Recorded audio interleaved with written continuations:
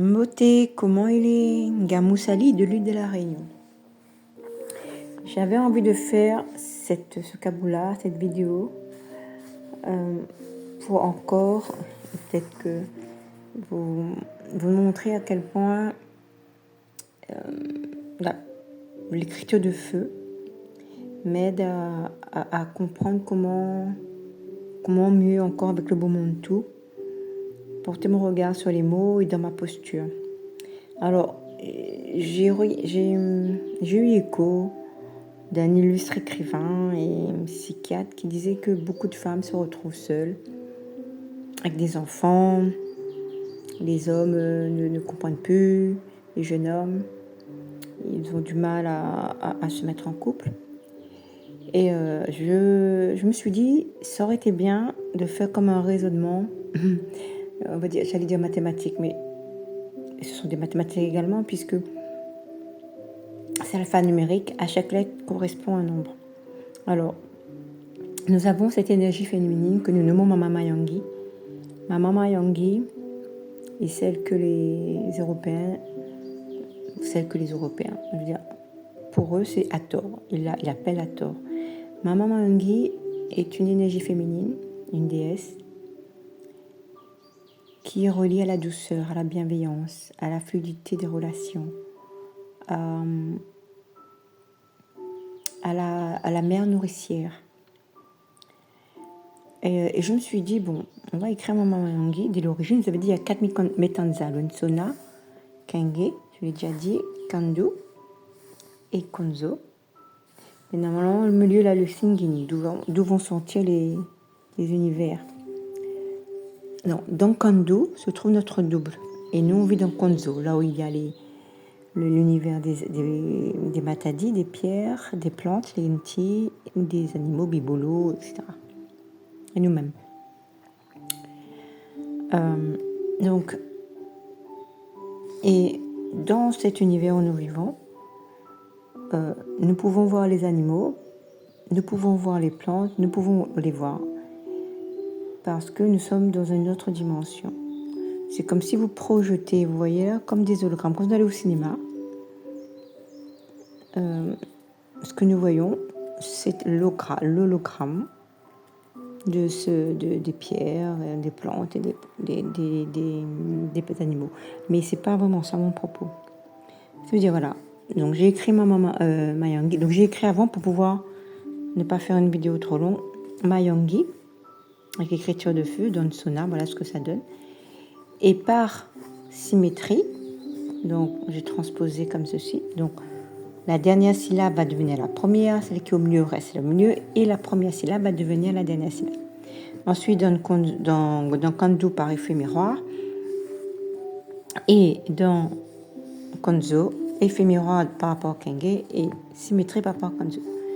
Alors, ce que j'ai trouvé magnifique, c'est que dans Kandu, là où il y a notre double, par où va passer le message, et lui, notre double, il va venir nous voir dans les rêves ou par synchronicité, etc., pour nous donner des messages sur la façon dont nous devrions, entre guillemets, nous comporter, en plus du Bomontu, pour pouvoir accéder à cette énergie Mayangi,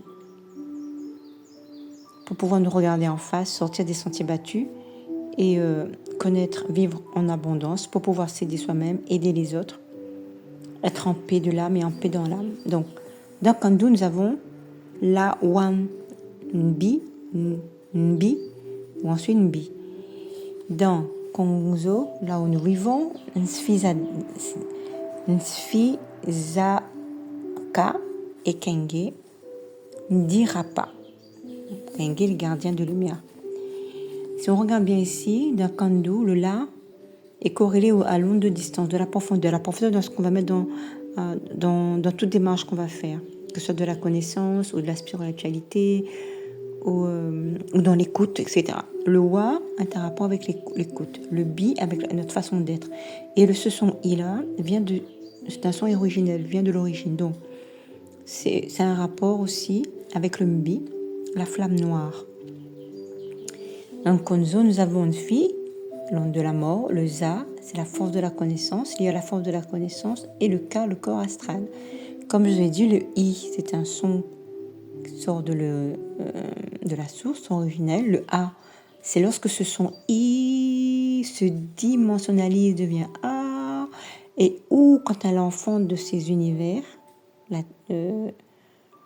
des différents univers, les animaux, dans les animaux, les plantes, dans les animaux, vous avez ceux qui volent, ceux qui rampent, etc., etc. Dans les plantes également, vous avez les arbustes, les arbres fruitiers, etc. Et les animaux et les pierres, pareil. Vous avez des pierres qui vont être de telle forme, d'une autre forme, etc. Et dans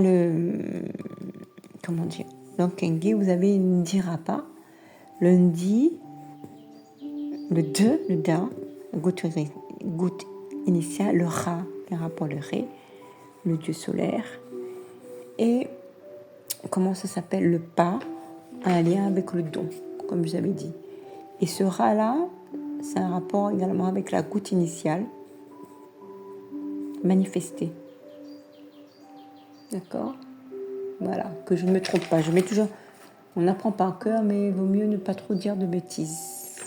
Ok ? Donc, je vais m'attarder ici. Donc, pour qu'on puisse accéder à l'énergie de Mama Yangi, donc je vous ai parlé au début, cette énergie de douceur, cette énergie de bienveillance, cette énergie où on va aller au profond de soi-même, oser se regarder en face pour être au pied du mur, pour pouvoir affronter ce qu'on est, afin de fleurir comme un lotus, de connaître l'abondance, la paix de l'âme, la paix dans l'âme, maîtriser sa sensualité, son ego, et ne pas aller dans la luxure, la dépense, etc., etc. Donc ça nous dit quoi ? Que mon double qui est dans Kandu me demande d'être à l'écoute, dans mes attitudes, de l'écoute de moi-même, en profondeur, dans le silence avec moi-même. Voilà ce qu'il me demande, d'écouter. Comment ? Dans l'univers où je vis, en allant, mourir à soi-même, vous voyez, en transcendant toutes ces émotions liées à l'ego, la colère, la rage, vous savez, ce qu'on appelle le bas astral. Et comment je vais le faire ? En utilisant la force de la connaissance, à me connaître moi-même, à transcender, faire passer pour que la douleur laisse place à la douceur, que je sois plus en joie. Et comment ? Parce que mon dos me dit écoute le silence. En écoutant le silence, tu accéderas à la connaissance de toi-même, de qui tu es, de comment tu agis. Donc voilà ce que j'avais envie de dire. Donc peut-être, et pas peut-être, dans le paradigme de la tradition Congo, invite toutes les jeunes filles, les jeunes femmes qui se posent des questions, parce que c'est ainsi que j'en suis arrivée à la formation de Kinkento et de Kimaungu, afin d'apprendre à embrasser ma féminité, ma sensualité en tant que femme, selon le paradigme Congo, et en tant qu'épouse, selon le paradigme Congo toujours, afin justement de pouvoir aider les autres à ne pas se retrouver dans des situations où tu te retrouves seule avec des enfants, le papa n'en a rien à faire, ou vice-versa, ou c'est le divorce, on n'essaye pas de se comprendre, et puis on divorce, on s'en va, on dit « Ah ben ça, il m'énerve, et je vais en chercher un autre. » Et vice-versa. Donc, c'est ce que j'avais envie de dire. Voilà. C'est ainsi que... Bon, je me suis peut-être trompée, parce qu'on apprend tous les jours. Mais j'avais envie de dire ça. Donc vraiment, d'être à l'écoute de soi. Apprendre à se connaître d'abord. Comment ? Par le silence. Il nous y invite, la note double. Être à l'écoute. Par la connaissance de soi-même. La connaissance des émotions qui nous habitent. La connaissance de qu'est-ce qui se passe là autour du nombril, là. À trop se regarder peut-être, ou pas assez. Donc trouver la juste mesure. Et ne pas avoir peur de se regarder en face. Parce que j'ai vu là que le lotus, il va attendre le bon moment pour s'ouvrir la graine. Donc ça prend du temps. J'ai lu qu'il peut prendre des milliers d'années avant de s'ouvrir. Donc pourquoi nous on est pressés?